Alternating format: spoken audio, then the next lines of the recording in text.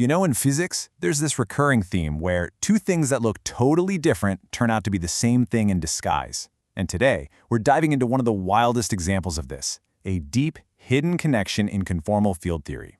It links the entire state of a system to a tiny little poke at a single point. It's called the state operator map, and trust me, it completely changes how you think about the very fabric of a theory. Okay, so here's the game plan. We're going to start with the absolute bedrock, these things called primary states. Then we'll see how we can literally build entire theories up from them and check out the physical rules they have to play by. And then we get to the main event, the state operator map. We'll even make it real with a solid example before taking a quick peek at what happens when our theories have edges.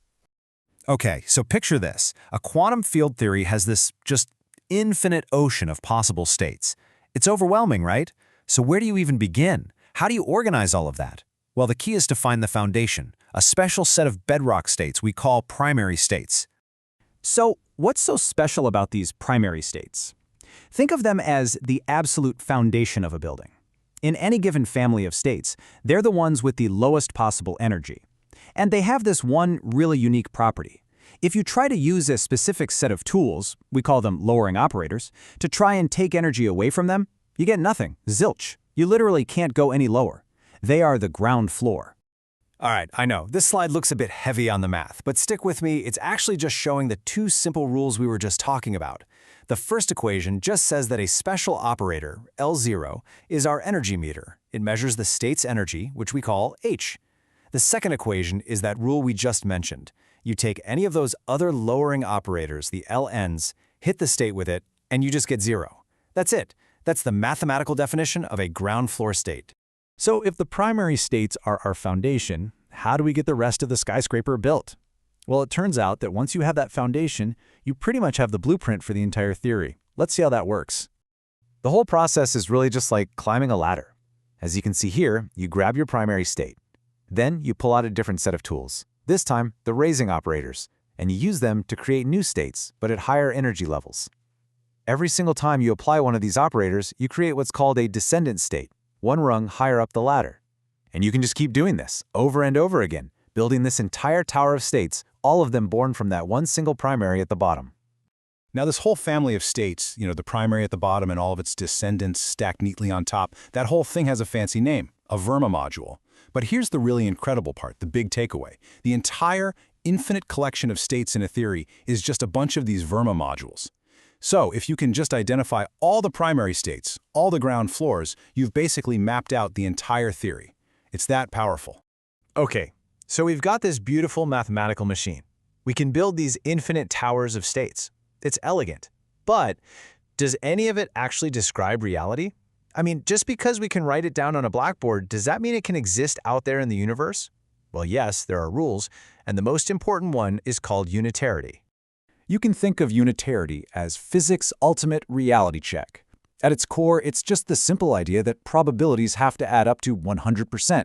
You can't have a negative 20% chance of finding your keys. In the quantum world, this translates to a very strict rule.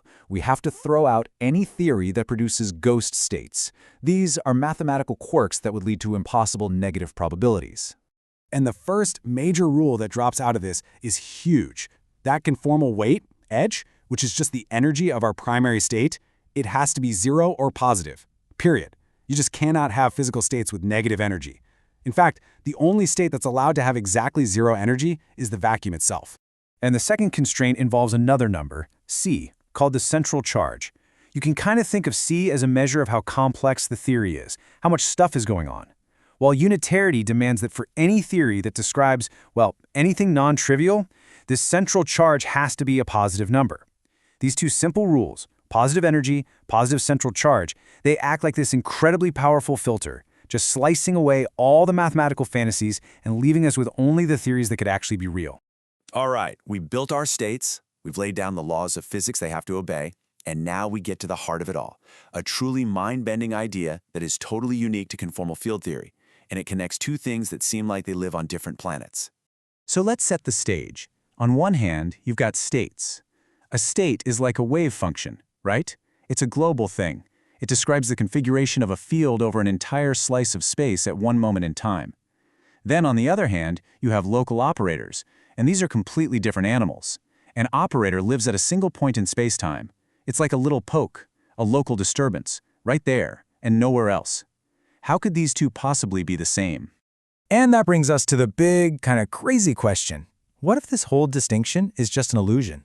What if defining a state that exists everywhere is fundamentally the exact same thing as defining an operator that exists at a single point? Now, in most theories, that would be complete nonsense. But in a conformal field theory, it's the absolute truth. This slide is where the magic happens, seriously, because CFTs have these incredible symmetries. We can stretch and warp spacetime in amazing ways. So look at the image on the left. We're defining a state on that entire inner circle, which represents the infinite past. Now we do a conformal transformation. It's like looking through a funhouse mirror. And as you see on the right, we can shrink that entire circle, the whole thing, down to a single point at the origin. And the state, which was smeared out over that whole circle, is now perfectly and completely described by a local operator that we just place at that one point. A global thing becomes a local thing, just like that. And here it is again, but written in the language of quantum mechanics. This equation comes from the path integral, which is a way of calculating things by summing up all possibilities. But look at the story it's telling us. It basically says, you want to create this specific state, psi? Easy. Just do one thing. In your calculation, pop in this specific operator O at the origin. That's it. The identity is right there in the math. The state is the operator. This is the state operator map. Now, I know that's a hugely powerful but also very abstract idea. So let's bring this whole thing down to earth with the simplest possible example we can find. A physicist's favorite testing ground, the free scalar field. The free scalar field is pretty much the simplest quantum field you can imagine. It's a free field, which means it doesn't interact with itself. That makes it the perfect, clean laboratory for us to test out this new conceptual machine we've just built. And boom, here's the map in action for this simple theory. On the left side, we're creating a state. We're taking the vacuum and adding a specific kind of excitation to it. Now look at the right. That's the operator that does the same thing. And it turns out to be an operator that measures how fast the field is changing, right at the origin. So creating a particle state is literally the same thing as inserting an operator that measures the field's vibration at a point. Okay, so up until now, we've been imagining our theories living on this big, infinite, flat sheet of paper. But what happens if the space has an edge, a boundary? This is actually super important for things like open string theory. Even with boundaries, that conformal symmetry is still our superpower.